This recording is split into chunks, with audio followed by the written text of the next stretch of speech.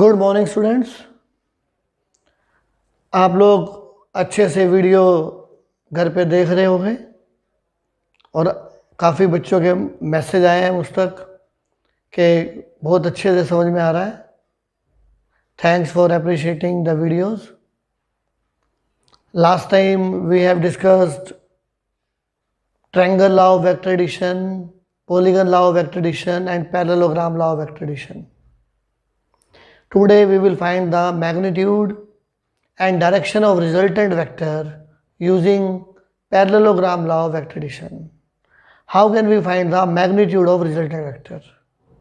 Now our question is magnitude and direction of resultant vector using parallelogram law of vector addition. Suppose this is the parallelogram. This is O, P1, P2, P3. This is a parallelogram. Vector A is represented by OP1. Vector B is represented by OP2. Then the resultant is represented by diagonal drawn from same point. This is the R vector. This is OP3. अगर मैं arrow भी ऊपर लगा दूं तो P1 P2 vector will become B vector. And let theta is the angle between A and B. Theta is angle between A vector and B vector. So in this question we have to find out the length of OP2. We have to find the length of resultant vector OP2. तो magnitude means इस vector की length निकालनी। तो length निकालने के लिए अगर मैं इस ट्रायंगल को देखूं तो वेरी इजी मेथड है मुझे पाइथागोरस लगाने का। By using the Pythagoras theorem we can calculate the hypotenuse easily. But Pythagoras के लिए क्या होना चाहिए? Triangle should be right angled. But यहाँ तो राइट एंगल ट्रायंगल को दिख नहीं रही। तो इसका मतलब यह है कि अगर मुझे OP2 निकालना है तो first we have to make right angle triangle. उसके लिए क्या करना पड़ेगा? Draw P2 P3 perpendicular on extended OP1। Draw P2 P3 normal on extended OP1। ये जो OP1 एक्सटेंड किया मैंने इस पर मैंने P2 P3 क्या कर दिया? नॉर्मल ड्रॉ कर दिया। अब इन triangle OP2 P3, in triangle OP2 P3 we can apply the Pythagoras theorem. This angle is 90. अगर ये एंगल थीटा है तो ये भी एंगल क्या होगा? थीटा। दोनों एंगल है corresponding angle. Then in triangle OP2 P3 now you can apply Pythagoras theorem. OP2 square is equal to OP3 square plus P2 P3 square means hypotenuse square is equal to base square plus perpendicular square. Then OP2 vector is R, magnitude is R, OP2 has value R. अब इस derivation में मैं कहीं भी vector sign put नहीं करूँगा because we have to calculate the magnitude of resultant vector. Then OP2 is length R, R square is equal to OP3. OP3 can be written as OP1 plus P1 P3.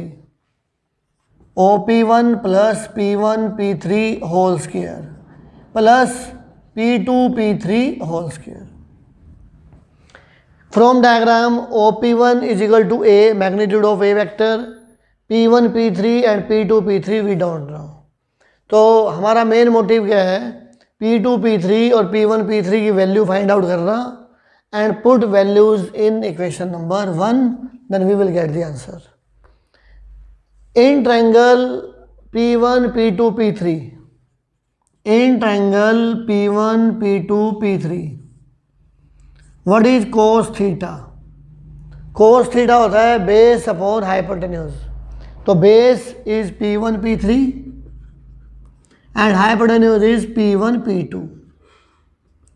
P1 P3 upon B, P1 P2 जो है that is equal to magnitude of B। then P1 P3 will become B cos theta. जो P1 P3 है that will become B cos theta. Similarly, we will use sin theta in the same triangle. Sin theta perpendicular upon hypotenuse. Perpendicular is P2 P3 and hypotenuse is P1 P2. Means P2 P3 upon B. Again P2 P3 will become B sin theta. तो from triangle P1 P2 P3 ये जो P2 P3 है this comes out to be B sin theta और P1 P3 है this is called B cos theta. तो ये दोनों values मैंने फाइंड आउट कर ली. Now put the values in equation number 1. Then R square will become OP1A P1 P3 that is called B cos theta whole square, P2 P3 that is called B sin theta whole square. Now open the bracket. R square will become A square plus B square cos square theta 2AB cos theta plus B square sin square theta. Clear? Now we will take common B square. R square will become A square, B square common, cos square theta plus sin square theta plus 2AB cos theta. And we all know cos square theta plus sin square theta is equal to 1. This is equal to 1. Then R square will become A square plus B square plus 2AB cos theta.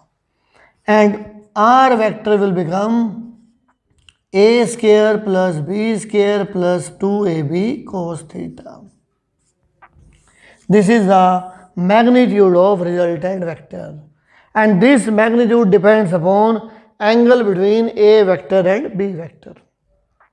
तो जो R है resultant है, magnitude of resultant vector है, it depends upon angle between A vector and B vector. Now second point is what is direction. अब यहाँ थोड़ा confusion होता है कि डायरेक्शंस का मतलब क्या है. Here direction means this angle.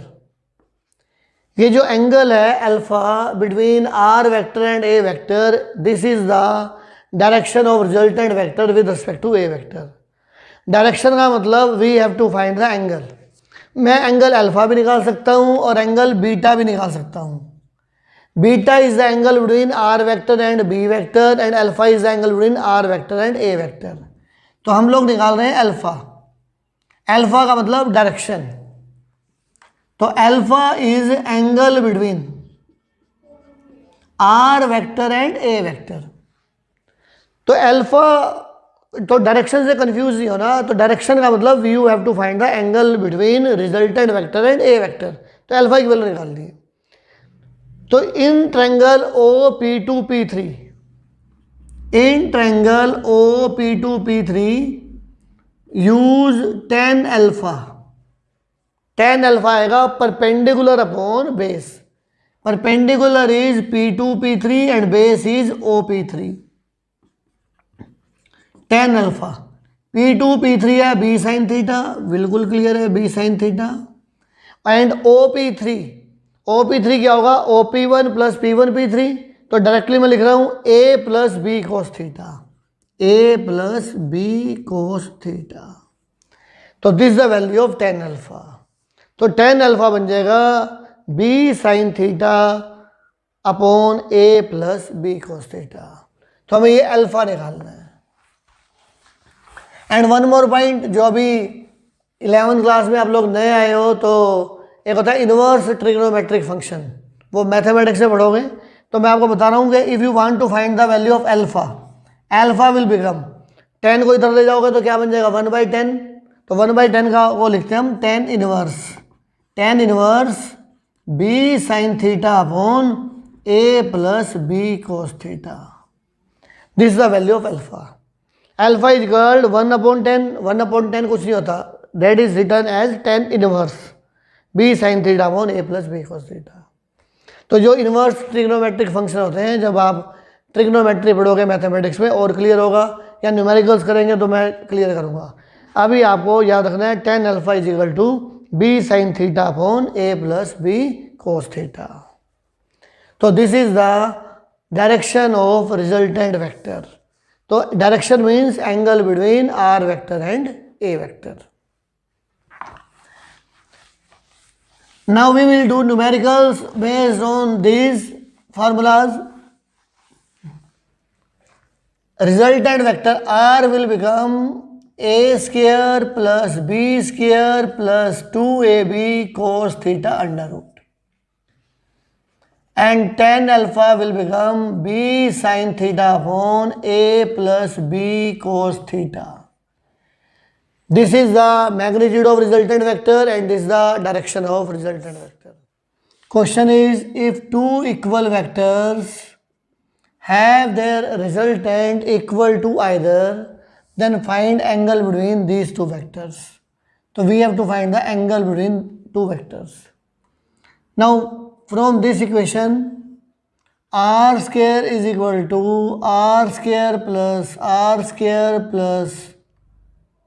2r into cos theta. R square is equal to, put a is equal to r square, b is equal to r square, 2r into cos theta. R square is equal to 2r square cos theta. Now take 2r square common. 2r square common, 1 plus cos theta. R square cancel. 1 by 2 is equal to 1 plus cos theta. 1 by 2 minus 1 is equal to cos theta. Cos theta is equal to minus 1 by 2 and theta will be 120 degree. तो ये आपको याद होना चाहिए, cos 120 can be written as cos 180 minus 60 and 120 degree lies in second quadrant, that is why cos will be negative, और 180 minus theta कर दिया तो t ratio will not change. ये सब 10th के रूल्स हैं. Minus cos 60 that is minus 1 by 2. तो आप याद कर लो, cos 120 degree is equal to minus 1 by 2. Cos theta is minus 1 by 2. इसका मतलब क्या है? Theta will be 120 degree. So you may write force also. If two forces are in the ratio of 3:5, gives the resultant of 28 Newton when inclined at an angle of 60 degree. Find the value of forces. Suppose A is equal to 3x, B is equal to 5x, then R square will become a square plus b square plus 2ab cos theta. a upon b, again x cancel, 3 upon 5 आ जाएगा. r square 28 square, a square 3x square, 5x square, 2 into 3x into 5x cos 60. 28 square, 9x square, 25x square, 2 into 15x square cos 60 1 by 2. The value of cos 60 is 1 by 2. तो ये सब T ratios आपको आनी चाहिए. 10th class में आपने table पढ़ी थी, sin 0 cos 0, sin 45 cos 45, sin 90 cos 90, similarly for tangent. तो वो टेबल याद नहीं है तो उसे याद करना है पहले आपको. Then 28 square will become 9x square, 25x square plus 15x square, that is 49x square. Taking square root, 28, 7x, x, 28 upon 7, that is 4. X is 4. Then A is equal to 3x, 3 into 4, that is 12 Newton. B is equal to 5x, 5 into 4, that is 20 Newton. We can find the value of A and B, 12 Newton and 20 Newton. तो आप इन questions को try करो। Stay home and stay safe. Thank you very much.